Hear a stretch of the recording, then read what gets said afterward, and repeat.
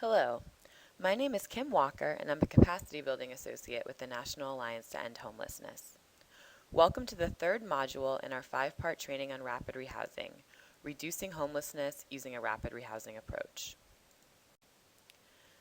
This module focuses on how to fund and structure short and medium-term subsidies in a rapid rehousing program for maximum effectiveness. If you have any questions about this training or rapid rehousing in general after this presentation, please feel free to send them to thecenter@naeh.org. Subsidies in rapid rehousing programs are typically short to medium term, meaning that they never exceed 2 years. A common misconception is that rapid rehousing programs can only succeed if a person receives a permanent housing subsidy after the program ends, which is not the case. In fact, most people in rapid rehousing programs do not receive a permanent subsidy. Combined with the fact that many rapid rehousing programs see housing retention rates of 90% or higher after 1 year by just providing a temporary subsidy, this speaks volumes about the impact even a little bit of money can have on a household's housing stability. Programs will have to make decisions on how they structure their subsidies and how they will determine how much a household will receive.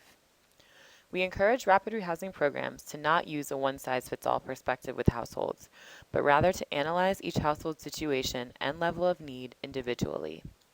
It's also extremely important that programs learn early on how to be flexible, as household situations may change rapidly, or more information may be revealed that makes it clear a household may need more assistance. Programs must also remember the resiliency of the clients they serve. There are many, many more poor households than households that end up becoming homeless. 46.2 million people lived below the poverty line in 2010, but on any given night in 2010, only approximately 650,000 were homeless. Many extremely poor households have already had to find ways of stretching even a small bit of money to meet their needs. Even though it may seem impossible that they can maintain housing with a few $100s or less of assistance each month, we have the evidence that this is exactly what happens in our country every day. Ultimately, retention of housing is what we are after, not the alleviation of the household's poverty. We must remember this when we balk at the idea of the efficacy of rapid rehousing. Here are 3 models that programs have used in the past when thinking through how to provide subsidies. Keep in mind these are not the only models programs can use. I will discuss each of these in more depth and provide an example of each type in the following 3 slides. Income-based subsidies are determined and then adjusted based on the household's income. As income increases, the amount of the subsidy will decrease. There are advantages to having a subsidy designed to change based on the household's income. A sudden job loss, for example, could be more easily accommodated under this structure than under other subsidy structures. However, an income-based subsidy can create more difficulty in developing an accurate program budget. Also, the cliff effect can be a real problem here. The cliff effect is a sudden decrease in income that households may experience when their subsidy ends. It can throw the household out of whack economically and may trigger a financial crisis. Case managers or service coordinators will have to be especially careful that they are preparing a household as much as possible for the fact that their subsidy will end at a point in the near future. Declining subsidies decrease over time, regardless of the household situation. We think of a declining subsidy as more of a method of subsidy than a type, since it is often used in concert with other types of subsidies.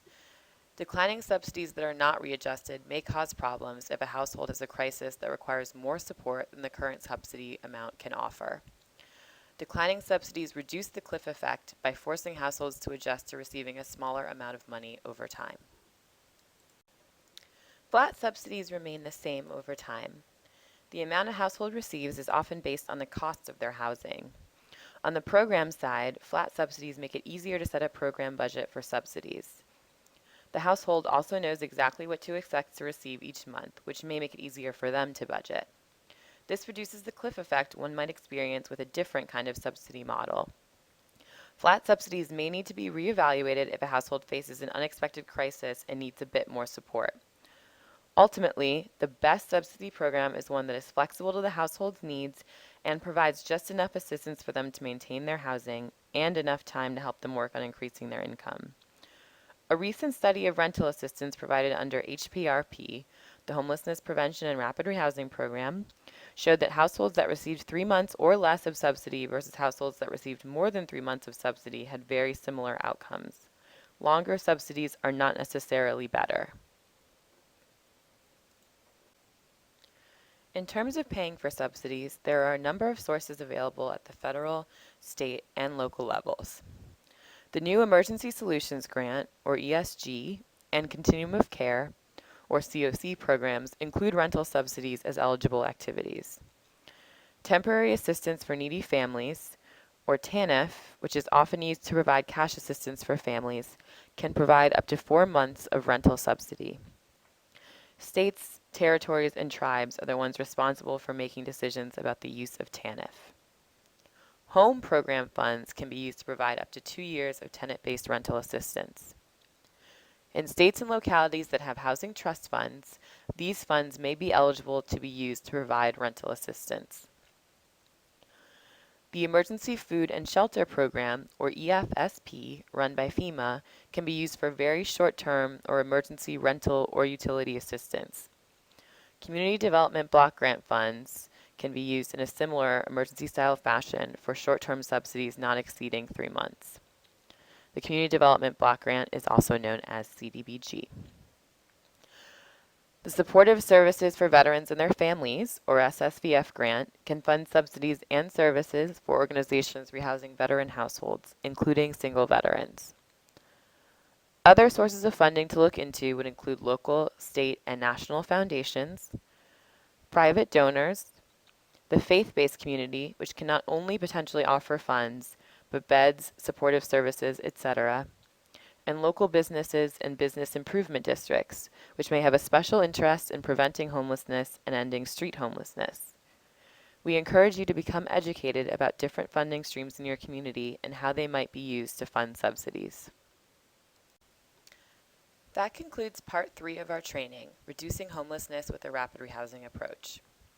The remaining modules will include a piece on supportive services, which will talk about how and where to provide services effectively within a rapid rehousing model, and a final piece on outcomes, which will explore data supporting the effectiveness of rapid rehousing and provide examples of communities that have successfully implemented the model. The previous 2 modules, which are available on our website, provided information on housing barrier assessment, housing search, and landlord relationships, in case you missed them. We hope you'll join us for the remaining parts, and again, if you have any questions, please feel free to send them to thecenter@naeh.org. Thanks for your time.